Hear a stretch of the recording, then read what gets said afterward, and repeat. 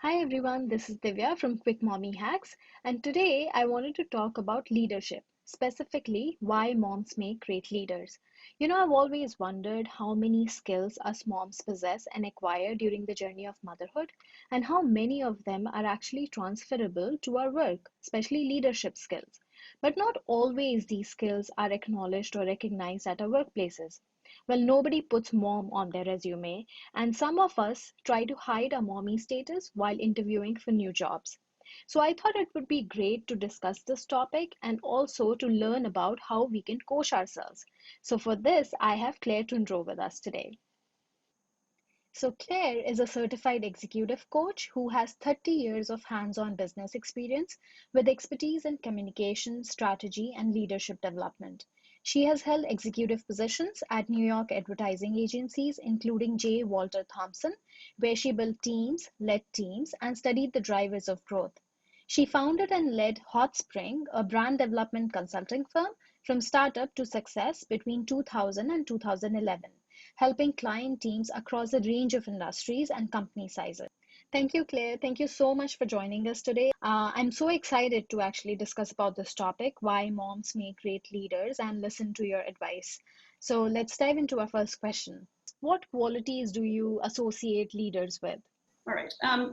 There, there are so many things that go into great leadership, but if I had to narrow it down to just a few, I would say clarity of purpose, self-awareness, and self-confidence. In American business, and this has happened a little bit more globally, we've gotten so enamored of the idea of a dynamic, charismatic leader. Most of us aren't Steve Jobs. Most of us are not Elon Musk. Great leaders have very different personalities. But if you know, again, clarity, purpose, self-awareness, and self-confidence, if you have those three, you can be a terrific leader. Clarity of purpose is about being able to see what a business needs. Mm-hmm. And it's also about understanding as a leader, the purpose you serve for the organization.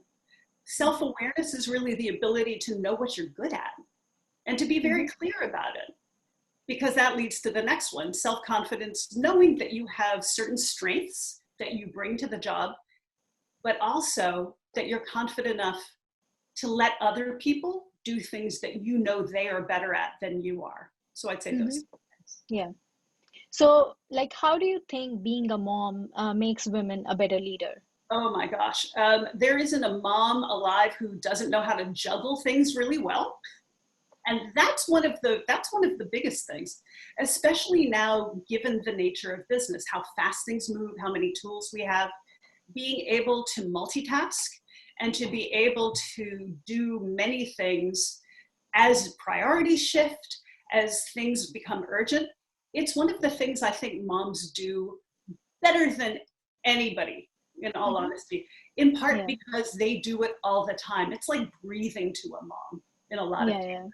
yeah. Mm-hmm. So I think a lot of that is really, really critical to being a terrific leader in an organization. The other thing I'd say is that moms are really good, in my observation, of being able to find out what other people are really good at. Mm-hmm. In the Yeah, same way that when you have a child, once they're born, you can already see their personality. You can yeah. begin to see who they are, and you mother based on your child. Mm-hmm. So a mom with two kids knows she has two very different people, and she has to change her approach accordingly. Moms are able to bring that to the workplace as they manage the people that they work with, whether or not they're direct reports or peers, those kinds of relationships, and being able to see who people are and meet them where they are is terrific. And as leaders, moms are Yeah. terrific, I find, in nurturing a team. And although it's not obviously the same as mothering, but being able to bring out the best in someone is a skill that I've seen Yeah. moms really excel at. Mm-hmm. Yeah, I guess I also agree with that fact that there are a lot of commonalities between a good leader or a good manager, what they have to do at workplace, and like what moms have to do in their daily life in general. But I also feel that there is a lot of discrimination towards new moms at workplace. Do you agree with that statement? What do you Uh, think about that? it's a complicated question to answer. I would love to say no to your question. Mm-hmm. The reality is that, of course, the answer is not a flat no. Mm-hmm. It depends in a lot of cases on the nature of the business. Yeah. I think the discriminatory thinking is in large part based on a perception that people have when they have not worked with moms, Yeah. or if somebody is about to be a mom. There Mm-hmm. seems to be a set of fears and concerns that a lot of people bring that does not reflect reality. Mm-hmm. That priorities will shift because of what's happening at home. So, very often, what I find is that people will presume that a woman will be one way or another when she's a mom. And Yeah. in truth, they cannot know because Mm-hmm. most women don't really know Yeah. how their priorities will shift and and sort of how they will feel once they have Mm-hmm. a baby. And of course, Mm-hmm. having a baby is not the same as having a toddler. It's not the same as having a tween. It's not the same as Yeah. having a teenager. So it's all very different. Um, so as I said, I would like to think that the workplace has shifted and evolved and sort of moved past this. But I don't think it has. I think one of the big tricks is finding an organization that as a culture Yeah. believes in Yeah. women, Yeah. women who are moms, women of Mm-hmm. color, no matter what it is, because Mm-hmm. not all cultures do, I'm sorry to say, even though we're on the verge of 2021. So that actually also kind of translates into my next question, which is about when women are ready to take their maternity leave. Okay. So what can they actually do, before taking their maternity leave to prepare themselves so that, when they're absent from the workplace, it doesn't really affect their career that much or their long-term goals? Right. I'd say the top of the list for this is communication. Mm-hmm. Being very, very clearly in communication and in discussion with the key people in your organization who are your champions, who are your Mm-hmm. mentors, who are the ones who will make sure that you are not dismissed or not forgotten or left Yeah. behind. Mm-hmm. So the preparation really starts at your moment of employment. Mm-hmm. So it isn't, the starting point isn't just when you discover you're pregnant. It's to understand that, especially as women, again, because don't hold the majority of positions in power, that the more people you have who believe in your work and who Yeah. will advocate for you is Mm-hmm. really central. So communication with them, helping them understand, your skills, your talents, your commitment, and Mm-hmm. again, as women, we forget this a lot, your achievements. Mm-hmm. That's one, at the end of the day, that's what most companies care about, what you've Mm-hmm. contributed to the organization. Bluntly, they care a lot less about your status as a mother or whatever status. Mm-hmm. Whether or not they should is a whole different thing. But to be very front and center with the quality of your work, your achievements, Mm-hmm. by making sure that your relationships with the people who believe in you is really strong. Yeah, so actually there's also one more problem which exists is, when somebody is pregnant and let's say, if they're trying to find a new job or if they are looking for a career change, they actually encounter a lot of problems. And also there is an unsaid discrimination at that stage also. People don't, want to hire pregnant women. So how can women basically, navigate their career path or their career changes or a job change at that point of time? That is such a difficult, it's such a difficult situation, and I cannot even imagine how challenging that is, because the conversation that I've had with many women, again, depending on the size of the organization, is when do I disclose this? Yeah. How long can I get away without telling anybody that I'm pregnant, for exactly the Mhm. reason that you mentioned. um, the situation changes depending on the kind of place where you work. in a very small company very often, especially if you work with other women and the people who lead the organization are women or women are among the leadership team, Mm-hmm. it will be supported Yeah. because there is a different kind of work-life balance that is valued in Mm-hmm. those cases. And again, in cases like that, there are very often some smaller firms, and I would say privately held versus publicly held. There's Mm-hmm. a big, that's where a big difference will occur about what people will be comfortable with and support and understand that Mm-hmm. even if they make an offer, you can't know how things will go. You can't know, I even Yeah. hate to say these words, but you can't know if you'll work up until 2 weeks before your pregnancy. You can't know Mm-hmm. about your baby's health. So, there's so many unknowns, but there's some people in some organizations that will simply be more supportive because it is what they value as human Mm-hmm. beings. Yeah. How can women leverage their maternal skills for getting a new job or a career change, or even like convincing the higher ups that they are worthy of a leadership position? Yeah. I would stick very much with skills and Yeah. achievement in this Mm-hmm. case. You don't want to introduce the doubt Yeah. in the hiring process. Will they be fully attentive? Will they need to be away? What are their Mm-hmm. plans for the future? Your job when you're looking for a job is to make yourself as attractive as humanly possible Mm-hmm. to the people that you're interviewing with, Yeah. while still, Yeah. while still being honest and truthful. Mm-hmm. But if you stay in the land of what you've been able to accomplish, what you're able to do, your skill set, your goals for your own career, it Mm-hmm. keeps it in an area Mm-hmm. which is a slightly more level playing field with other Mm-hmm. candidates, because you'll be compared to women who aren't pregnant or Yeah. are not known to be pregnant, Mm-hmm. uh, to men as well. And Mm-hmm. there is such a wide pool of candidates, Mm-hmm. especially now, that you Mm-hmm. want to give yourself the best advantage possible. So in that case, and especially because there is a legal issue for people Yeah. asking, it Mm-hmm. is not their business. And I would like to say that they care and would see being a mom as an asset, but Yeah. generally they don't care.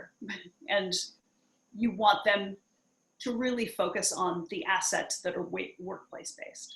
So sometimes, it happens that women have to actually leave their jobs in order to take care of the baby, or I mean, it's their decision. Mhm. Some people opt for it and some don't. But what advice would you give to moms who are trying to go back to the workforce, change their careers or a job change or anything after a prolonged break? And like, how should they prepare themselves? Well, going back to something we talked about a little earlier, I will hope that they have found the people who are their greatest champions, Mm-hmm. because that's usually the best starting point, especially if you're trying to change companies or change careers. Mm-hmm. Even if they don't know the career you're trying to move into, Mm-hmm. it's not necessarily that closest group in, your immediate champions and advocates that you worked with, but the next ring out, the Mm-hmm. connections of your connections who Mm-hmm. will be most helpful in helping you look for a job. So that's why you want to keep those networks really healthy. And Mm-hmm. it doesn't have to be, 20 people, 30 people. Mm-hmm. Um, because the one thing clients tell me all the time is, I hate to network. Yeah. I've met 5 people who like to network, Mm-hmm. and they're all in sales. So it makes sense that Okay. they like to network. It's not a Mm-hmm. thing that most of us like to do. So what I Mm-hmm. tell people is, having a robust network isn't about finding a lot of people. It's about Mm-hmm. finding people that you would enjoy having a real conversation with over a Mm-hmm. meal, with whom you feel some affinity, Mm-hmm. who seem as though they share your values and the things that you're committed to. Those are going to Mm-hmm. be the ones, even if they cannot directly help you get a job, they're the ones that are going to help you when your energy flags a little bit. Because Mm-hmm. everybody who's looking for a job hits that wall Yeah. where there is that, this is so emotionally draining, and Mm-hmm. I don't get responses when I send emails, and my Yeah. resume goes into a black hole. I applied to 42 things on LinkedIn, I've heard nothing back.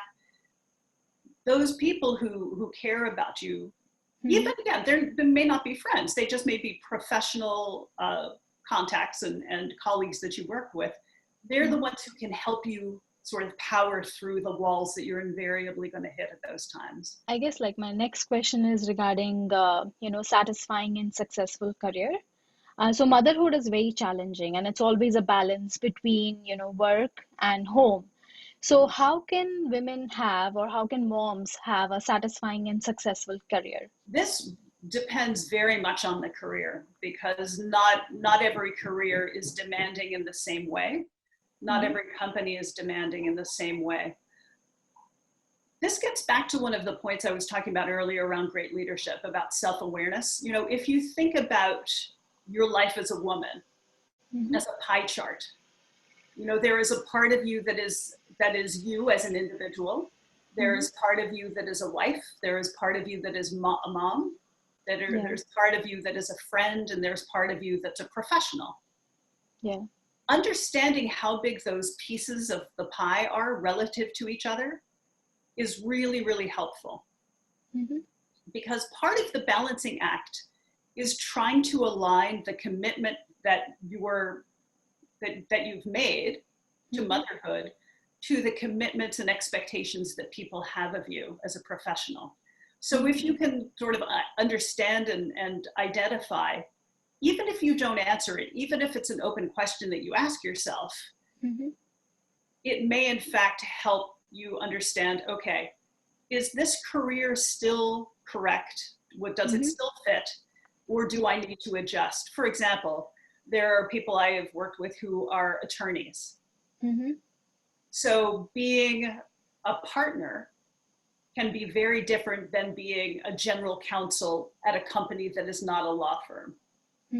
So something that is still in your professional area of expertise, but that aligns more closely with your own priorities and your own sense of balance is really, really helpful if you can do it.